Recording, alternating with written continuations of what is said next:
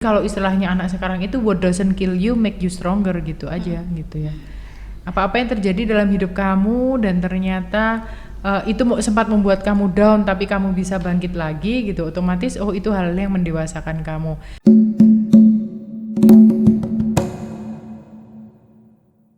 Halo semuanya yang dengerin podcastnya Insomnia, saya Sidia dan saya Novendra. Di podcastnya Anak Asisten Laboratorium Psikologi Wisnu Wardana Malang. Oke, kali ini kita mengundang narasumber ya, jadi nggak cuma berdua, yang pastinya bikin obrolan kita makin seru dan asik dan pastinya nambah wawasan ya Nov ya. Selamat datang Bu Nadia. Terima kasih Sidia dan Novendra. Ya. Bagaimana kabarnya Bu? Baik, kalian juga baik ya? Alhamdulillah. Oke, mungkin bisa disapa dulu Bu sama Sobat Insomnia. Ya, baik. Selamat sore Sobat Insomnia, karena kebetulan ini lagi di take sore ya. Ya. Saya langsung ngomong selamat sore aja nih tiba-tiba. Nah, Sobat Insomnia, semoga teman-teman di sini pada kesempatan kali ini bisa ngobrol bareng kita bersama gitu ya. Di sini obrolan kita nanti terkait dengan kesehatan mental. Semoga menarik untuk tambahan informasi bagi kalian. Oke, pastinya menarik dong, harus. Nah, untuk informasi nih, sekilas informasi, Bu Nat ini adalah salah satu dosen psikologi Universitas Wisnu Wardana. Jadi kayaknya lengkapnya itu aja. Emang iya, dosennya di sini psikologi doang ya. Wisnu Wardana tuh cuma emang bikin top semuanya kok. Oke, untuk topik kita hari ini karena bertepatan dengan Hari Kesehatan Mental, jadi pembahasan kita tidak jauh-jauh lah dari kesehatan mental. Untuk gambaran pembahasan kita kali ini akan dijelaskan rekan saya, Noven. Monggo. Nah, tadi kan sempat disinggung nih teman-teman kalau kita akan bahas tentang tema kesehatan mental. Nah, sadar nggak sih teman-teman kalau isu kesehatan mental ini masih menjadi hal yang tabu bagi beberapa masyarakat atau orang di Indonesia. Ya, meskipun tidak memungkiri kalau dengan kecanggihan teknologi saat ini sebenarnya juga banyak yang sudah aware tentang kesehatan mental. Mungkin kalau dilihat dari kasus yang dibilang tadi tabu ya, itu salah satunya misalnya adalah masih banyak orang yang malu untuk datang ke layanan kesehatan mental seperti mungkin psikiater atau psikolog karena mungkin dianggap orang gila ya, nggak waras gitu ya Bu ya. Nah, hal itu masih terjadi dan pastinya dampaknya juga akan sangat besar kalau menurut saya, karena pastinya orang-orang yang mungkin mengalami gangguan mental itu sendiri merasa takut untuk datang ke layanan kesehatan mental. Nah, kali ini tema-tema seperti itu yang akan kita bahas, utamanya tentang isu kesehatan mental yang terjadi saat ini. Nah, oke, tadi sudah sedikit disinggung nih Bu ya tentang penjelasannya, gambaran obrolan kita hari ini kayak gitu. Permasalahan yang kita bahas di sini mengenai pentingnya memahami kesehatan mental. Mungkin untuk diskusi awal nih Bu ya, sebenarnya kesehatan mental itu seperti apa? Karena itu kan definisi kesehatan mental itu banyak kan. Iya. Mengapa sih masih ada masyarakat masih menganggap tabu gitu isu-isu kesehatan mental, seperti tadi yang kalau ke psikolog atau ke psikiater tuh dianggap kayak gila ya, kurang waras ya, kayak gitu, hal yang sebenarnya nggak lumrah gitu, padahal kan nggak masalah gitu ke psikiater atau psikolog kayak gitu. Ya, baik. Itu namanya stigma ya, bukan lebih cenderung ke stigma sih daripada tabu. Jadi mungkin untuk mengerucutkan tentang kesehatan mental sendiri itu apa, sebaiknya kita karena ada WHO ya kan, dan pengertian kesehatan mental itu kan diterapkan di seluruh dunia juga. Lebih baik kita mengacu ke sana secara umumnya bagaimana, meskipun nanti di beberapa budaya ataupun negara tertentu itu ada yang berbeda juga. Yang jelas kesehatan mental itu dilihat dari 4 aspek. Yang pertama, ketika kita aware bahwa kita memiliki potensi, kemudian kita sadar bahwa kita bisa menghandle stres hari-hari kita, itu. Kemudian yang ketiga, kita masih bisa bekerja dengan produktif, masih bisa belajar dan paham tentang apa yang kita pelajari. Kemudian yang keempat, kita masih bisa berfungsi untuk diri kita sendiri, untuk keluarga ataupun untuk lingkungan sekitar kita. Jadi dilihat dari 4 aspek itu saja, sederhananya seperti itu. Nah, kemudian untuk kondisi yang tadi dikatakan, kalau ada orang yang kayaknya kalau pergi ke psikolog atau psikiater atau butuh konseling itu sesuatu yang waduh ini orang bermasalah nih kayak gitu ya. Nah itu yang sebenarnya masih perlu menjadi tugas kita bersama ya, terutama kalau kita mempelajari psikologi, bahwa sebenarnya tujuannya dari psikologi itu kan membawa dari kondisi yang sebelumnya itu tidak produktif menjadi produktif, dari kondisi yang sebelumnya mengalami gangguan menjadi lebih sehat, seperti itu gitu. Jadi bagaimana cara kita membawa persepsi masyarakat itu bisa ke arah sana gitu. Jadi mungkin apakah harus mungkin banyak penyuluhan gitu Kak Bu tentang kesehatan mental ini, layanan kesehatan mental ini maksudnya? Mungkin lebih ke arah psikoedukasi ya, bukan hanya sekedar penyuluhan, tetapi yang benar-benar harus berangkat dari bawah gitu kan. Sebenarnya yang membutuhkan layanan kesehatan mental itu bukan hanya kalangan yang sadar akan kesehatan mental itu sendiri, tapi sejak dari masyarakat yang dari bawah gitu. Tapi seringkali karena itu bukan sesuatu yang utama sehingga diabaikan gitu. Jadi seharusnya bergeraknya dari bawah sana gitu. Jadi berangkat dari unit yang terkecil nih untuk mengenalkan kesehatan mental dari keluarga kita sendiri gitu misalnya.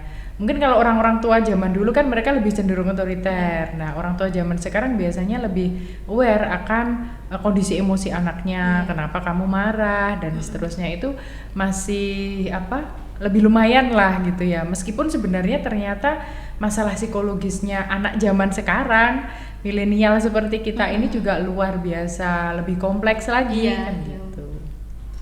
Nah, ngomong-ngomong tentang itu tadi ya Bu, sebenarnya untuk beberapa orang yang mungkin belum tahu, kapan sih seseorang itu dikatakan tidak sehat mental? Apakah ada gejala tertentu gitu Bu yang menandakan oh ini lagi nggak sehat mentalnya gitu? Oke, baik. Sebelumnya dari definisi dulu, dari keempat aspek tadi ya, kita akan melihat bahwa itu sebagai gangguan atau bukan gitu ya. Kesehatan mental itu bukan sehat atau sakit saja gitu. Ini kondisi sakit, ini kondisi sehat, tetapi lebih cenderung ke arah kontinum gitu. Mungkin sebagian besar entah psikolog ataupun psikiater juga berpendapat sama seperti itu gitu, bahwa kesehatan mental itu adalah sebuah kontinum di mana manusia itu suatu ketika akan mengalami kondisi-kondisi di dalam kontinum itu gitu. Katakanlah misalnya kontinum itu seperti kurva. Ada kondisi yang ada di kanan, ada yang di kiri gitu ya kalau itu kontinum. Semakin ke kiri itu adalah kondisi yang dimana kita sedang mengalami gangguan mental misalnya. Kemudian semakin ke kanan kita akan kondisi kesehatan mental kita semakin sehat, atau kita semakin berfungsi dengan lebih baik gitu. Sehingga kalau itu dikatakan sakit atau mengalami gangguan, tapi lebih cenderung disebut sebagai disorder atau gangguan, bukan sakit mental gitu kan, tetapi disebut sebagai gangguan mental gitu. Sehingga kita pasti pernah gitu mengalami gangguan mental gitu kan ya, pasti pernah mengalami itu gitu. Katakanlah dari keempat aspek itu tadi, kita tidak tahu nih potensi kita apa, kita belum sadar, sehingga untuk kedepannya kita mau melakukan apa kita nggak tahu juga gitu. Oke, otomatis berarti secara mental kita mengalami kebingungan gitu. Nah, karena mengalami kebingungan berarti kondisi kita tambah semakin ke kiri. Terus ternyata misalnya waduh telah habis gagal nih mengerjakan ujian, itu kan mengganggu juga ya. Kita mengalami frustasi. Itu adalah kondisi yang membawa kita semakin ke kiri lagi gitu kan. Nah, tetapi ada hal-hal lain di dalam diri kita dan di luar diri kita juga yang bisa tetap membawa, meskipun kita itu mengalami gangguan tetapi nggak sampai mengalami yang sampai parah gitu. Misalnya ada beberapa kondisi-kondisi di setiap manusia yang berbeda gitu. Oh, seperti itu ya, Bu. Oke, jadi berarti kondisi kesehatan mental itu pergerakannya ke kanan atau ke kiri? Ke kanan atau ke kiri bukan gitu yang ya. naik sama turun. Iya, jadi kontinum ya istilahnya Iya. gitu, kontinum. Kalau ibaratnya orang itu kayak gradasi gitu ya, gradasi itu ada yang dari warnanya tebal sampai warnanya semakin memudar kan Iya. gitu ya, hampir seperti itu. Ya, lalu untuk hal apa saja sih Bu yang mempengaruhi kesehatan mental itu bisa menjadi semakin ke kiri, semakin kurang abnormal ya Bu ya? Iya, oke. Kalau kita melihat dari perspektif biopsikososial gitu ya, secara biologis kita itu sangat dikendalikan oleh pikiran kita dan juga syaraf kita dan juga hormon-hormon dan neurotransmitter yang ada di dalam tubuh kita. Nah, itu pandangan biologis atau neurologis ya gitu. Nah, mungkin kita juga sudah paham gitu ya bahwa hampir tidak semua orang sih ya, mungkin kalau yang lebih sering membaca tentang artikel-artikel psikologi, bahwa emosi kita itu dikendalikan oleh amigdala yang ada di dalam otak kita gitu ya. Nah, dan di sana itu dihasilkan hormon dan neurotransmitter yang memang bekerja untuk tubuh kita gitu. Nah, secara biologis ada masalah organis dalam tubuh kita yang bisa mengendalikan kesehatan mental kita. Misalnya ketidakseimbangan neurotransmitter. Kelebihan serotonin menyebabkan apa? Kelebihan dopamin menyebabkan apa? Contohnya seperti itu. Misalnya, kalau orang depresi itu kurang serotonin, dia juga kurang dopamin. Tapi kalau orang Alzheimer dia kelebihan serotonin gitu. Itu dari sudut pandang biologis. Kemudian ke psikonya, kan tadi biopsikososial gitu ya. Yang psikologisnya kita ini punya faktor watak dan kepribadian kita masing-masing gitu ya. Mungkin ada orang yang meskipun dia itu pernah menjadi korban bullying gitu misalnya, tetapi dia asertif gitu, dia mau mengungkap, saya diperlakukan seperti ini, saya ingin menyampaikan saya tidak mau diperlakukan seperti ini lagi. Ada yang bisa bertahan seperti itu, ada yang bisa melawan gitu ya. Kemudian misalnya ada orang-orang yang memang learned helplessness gitu, istilahnya itu kalau dalam psikologi memang merasa sudah tidak berdaya gitu.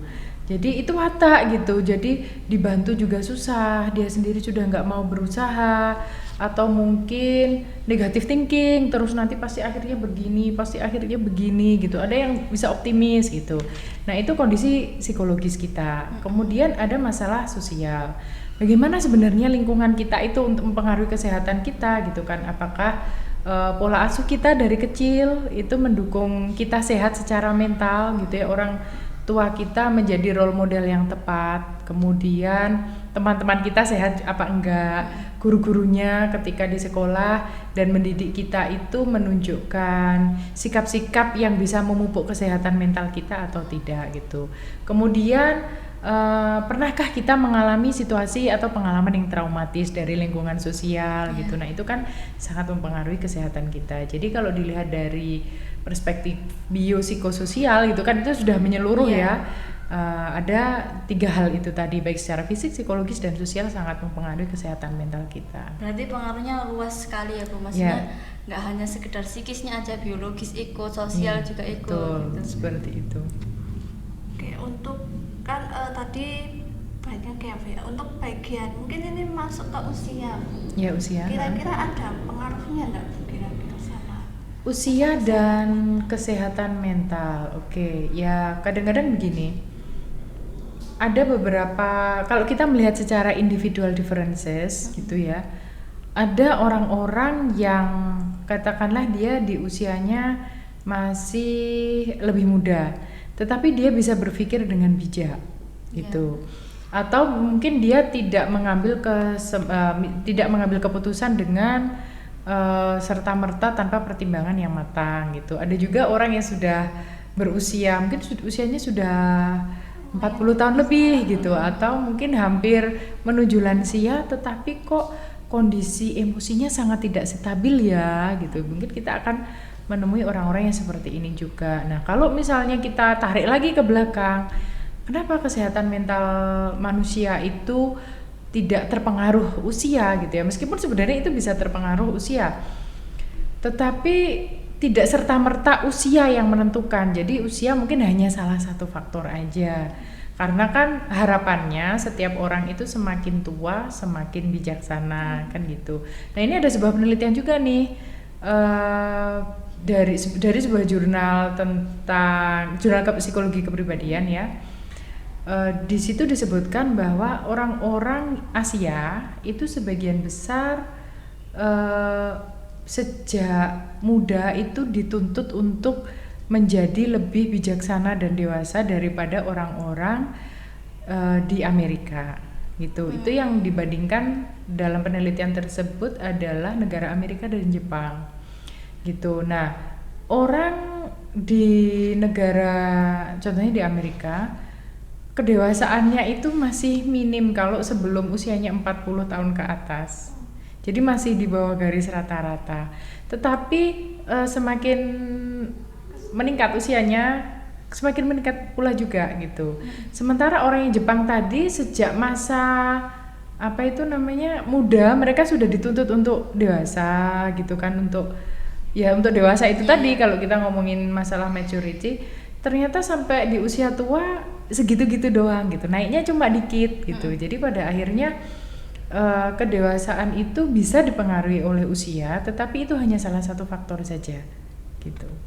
Masih banyak faktor lain yang sangat mempengaruhi kematangan seseorang gitu. Oke, jadi termasuk juga budaya juga. Termasuk budaya gitu. Nah, tadi sempat disinggungkan Bu, kalau yang mempengaruhi kesehatan mental biopsikososial.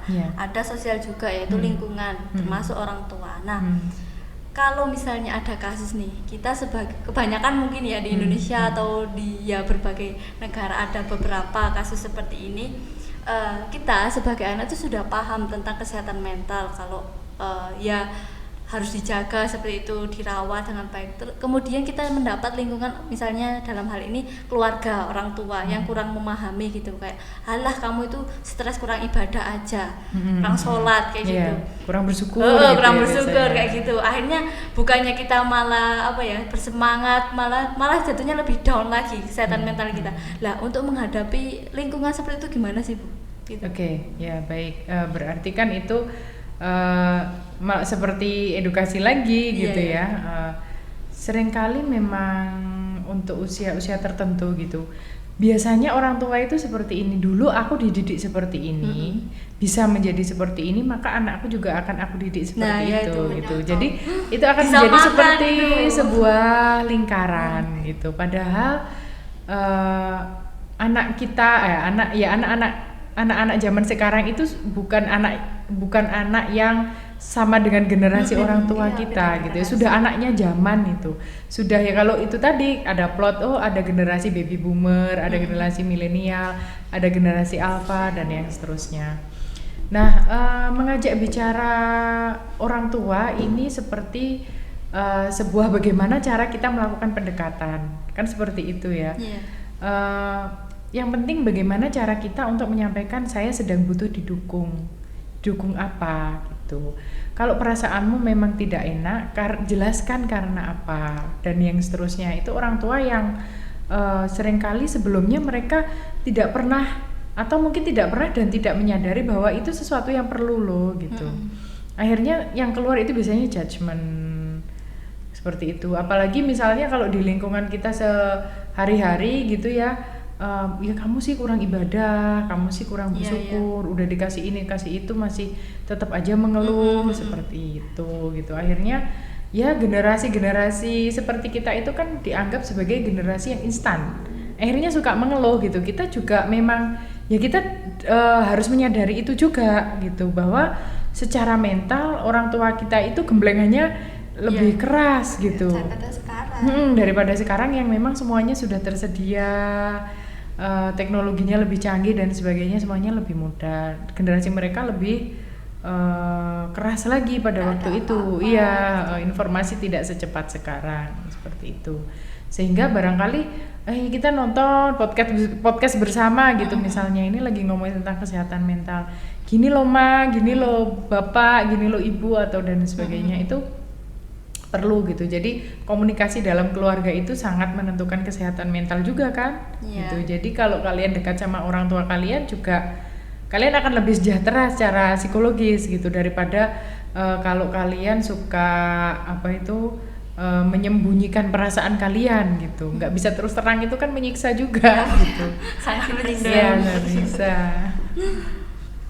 Terus tadi kan sudah dibahas seperti itu ya Bu. Nah, nggak memungkiri juga ada sekarang mungkin beralih kasus yang lain gitu. Nggak memungkiri juga di era yang sekarang teknologi yang makin maju, yaitu anak-anak itu utamanya yang kalangan muda sudah paham dengan isu-isu kesehatan mental. Kayak mungkin kalau kemarin tuh saya nyoba berpikir tuh, dulu tuh kurang ada mungkin istilah toxic positivity, self reward, terus self love kayak gitu-gitu. Dan orang tua juga mungkin ya itu karena generasinya beda ya, nggak paham gitu, jadi wajar mungkin nggak tahu tentang isu-isu kesehatan mental seperti itu. Dan sedangkan sekarang anak muda kan sudah banyak yang paham itu.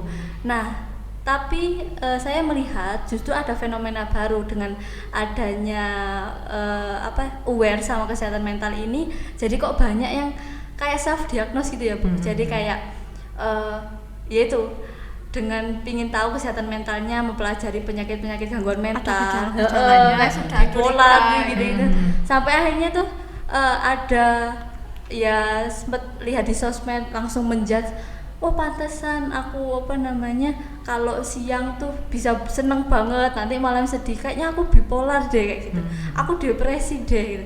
Dengan yaitu judge sendiri gitu tanpa datang ke psikolog. Nah, fenomena kayak gini tuh kira-kira kalau menurut Bu Nadia tanggapannya seperti apa? Kemudian dampaknya apa yang terjadi jika itu dibiarkan, Bu?